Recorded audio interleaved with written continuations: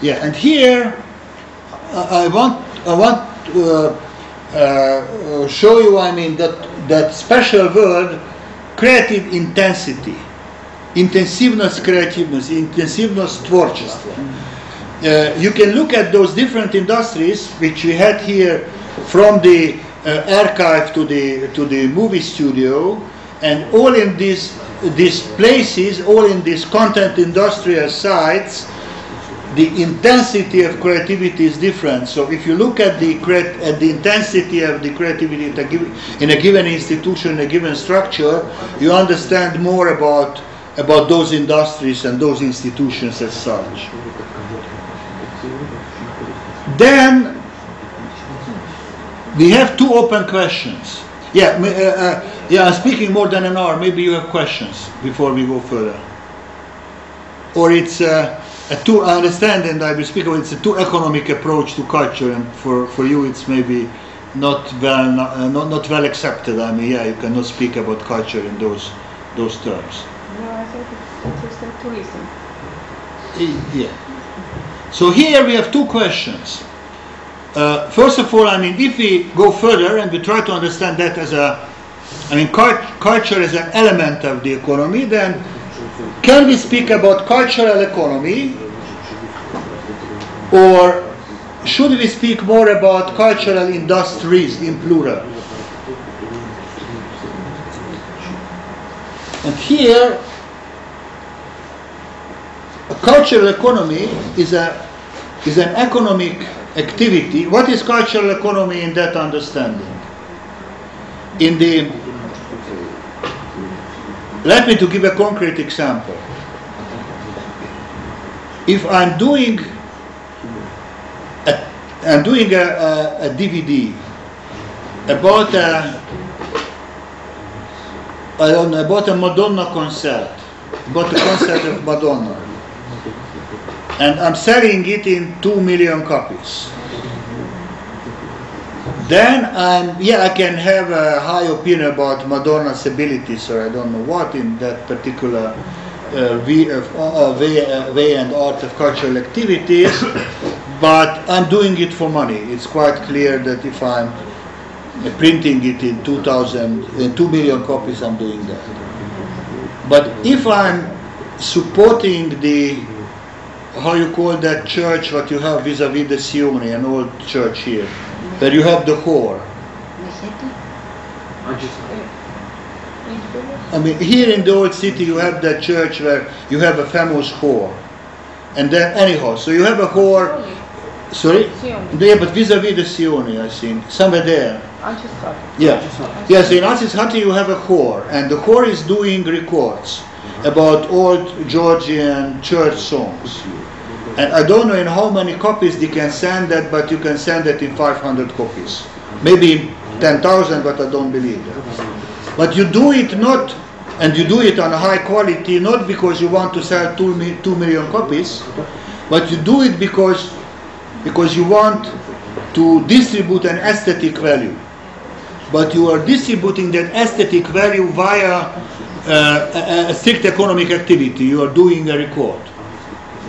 So practically, here you have two types of economies. You have the traditional economy, I mean two types of economic logics, let's say.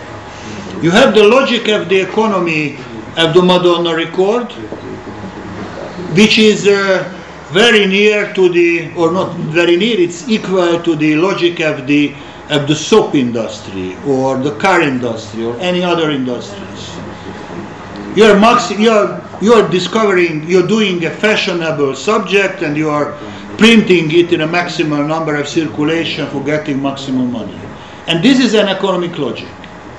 And then you have another economic logic when you are producing via economic means, printing, DVD, etc., but you are producing an aesthetic value. So when I'm producing those church whores, this is then for me cultural economy. If I'm producing Madonna, this is more cultural industries. In both we have culture and and economy, but the logic of the culture of the economy in the two cases is different.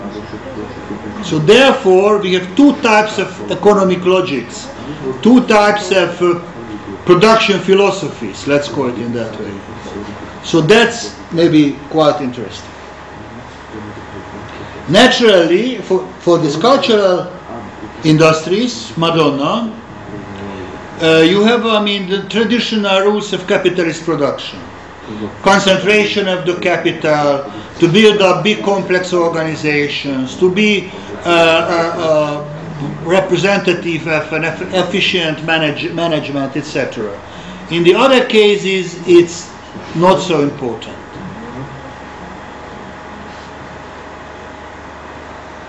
But then we have a real problem.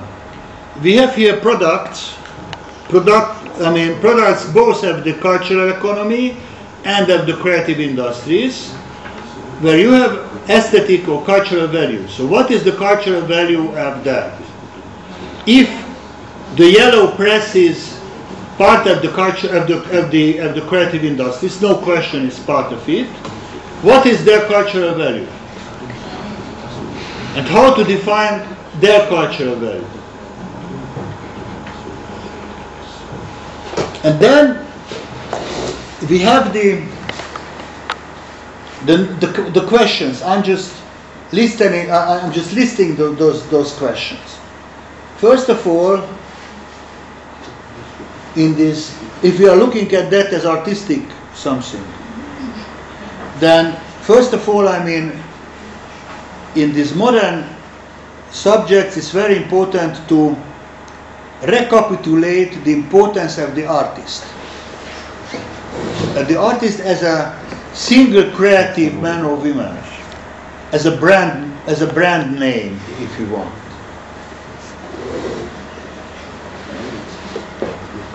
I don't know, you know who is Walter Benjamin? Okay, so Walter Benjamin is a well-known German theoretician who died in 1940. And he was a pioneer of cultural philosophies and cultural theories in the late 20s and in the 30s in Germany.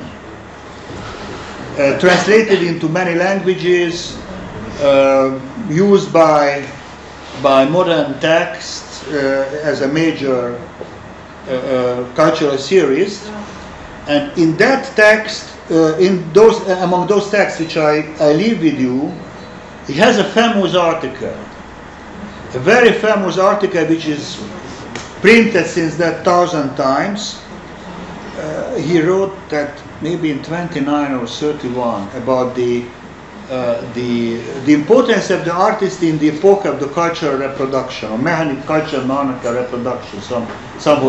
This is the, so practically this problem what we are discussing with you now, it comes up in the 20s when you have the movie industry in America and in Germany at that time, and you have the first record industries. And then the question is coming out from a very pragmatic point of view. What's happening with the originality of the artwork if you start to copy it mechanically? So read Benjamin's answers in that text which I leave with you, because it's really the first classical, theoretical, systematic approach to that. But you understand the copy that I have David Oistrakh with his violin alone in a concert hall. And then I have a record of him in 10,000 copies, and you sit at home and you listen to his music, let's say in a good quality record at home. I mean, whom you have it in your apartment, it's Oistrakh or not, it's just a simple bad copy if it's a good copy. So what's happening with the originality of Oistrakh? Again, a whole course which I could, offer to you, but read Benjamin as a beginning of that. But the problem as such, that's very important what I want to say. This one